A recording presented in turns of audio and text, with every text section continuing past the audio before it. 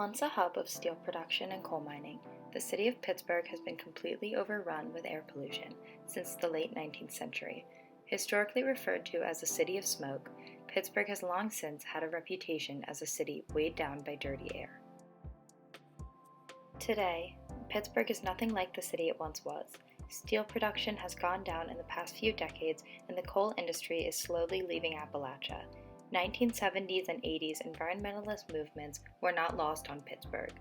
Along with deindustrialization and movement away from the steel and coal industries, the city has shifted from gray to green by focusing on sustainable development and environmentalism.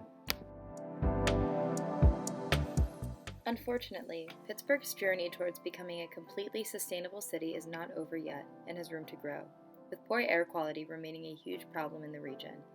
The city of Pittsburgh and Allegheny County have consistently ranked as having some of the worst air quality in the country, according to the American Lung Association.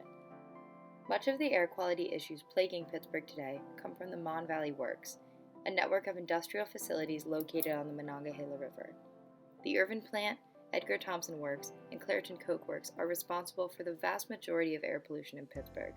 These facilities utilize fuel and gases that come from baking coal, releasing hydrogen sulfide, sulfur dioxide, nitrogen oxide, and particulate matter into the air. Emission effects from these facilities are often exacerbated by Pittsburgh's geography and weather patterns. Temperature inversions occur often in Pittsburgh and lead to a layer of warm air in the atmosphere, trapping pollution in the valley below. Luckily, there's hope for this issue. This summer, I've had the pleasure of working virtually with the Breathe Project, a Pittsburgh-based nonprofit focused on not only improving air quality, but working alongside communities.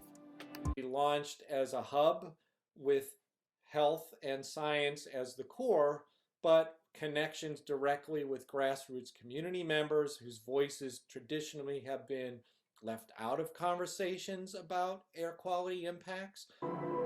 The Breathe Project centers around 5 main campaigns that work on anti-fracking measures, emissions reductions, and pushing for sustainable jobs. The Breathe Project also works alongside local government and the Allegheny County Health Department to make concrete progress in the fight for clean air. In the past 5 years, enforcement of the Clean Air Act has increased in Pittsburgh due to the Breathe Project and its community partners seeking involvement from the EPA. The Breathe Project has also called upon the Pittsburgh government for stricter regulations on coke oven emissions and is seeing updated regulations that will soon appear before the Pittsburgh County Council. Some of my work with the Breathe Project included using various sites to conduct research on how pollution is produced and how it moves throughout Pittsburgh. There is a network of cameras located throughout the city, keeping an eye on the Clairton Coke Works, Irvin Plant, Edgar Thomson Plant, and other areas at risk for pollution events. These cameras provide the Breathe Project and community partners with proof of emission events that are archived in an emissions event timeline. Smell PGH and Plume PGH are 2 other sites used to map the movement of pollution through Pittsburgh and use citizen smell reports and other atmospheric reports to visualize emissions. These sites provide the public with information about why their local air quality changes on a day-to-day basis.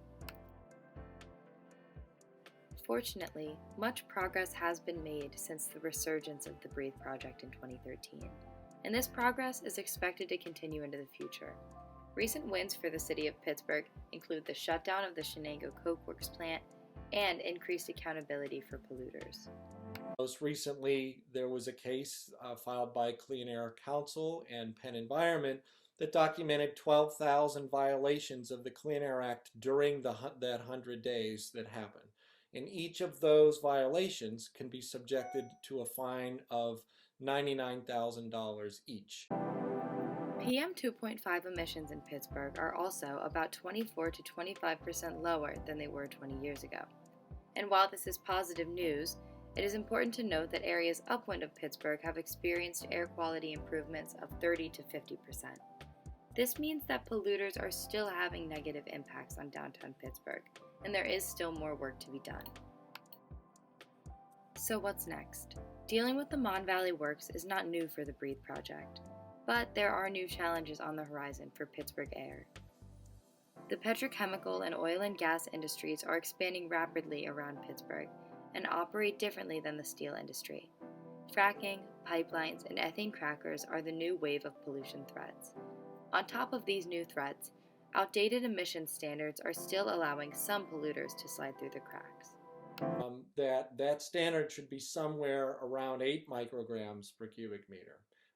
And so we anticipate doing advocacy work to insist that those standards be improved, that the new national standards become the target for the Clean Air Act, so that people in our region aren't harmed.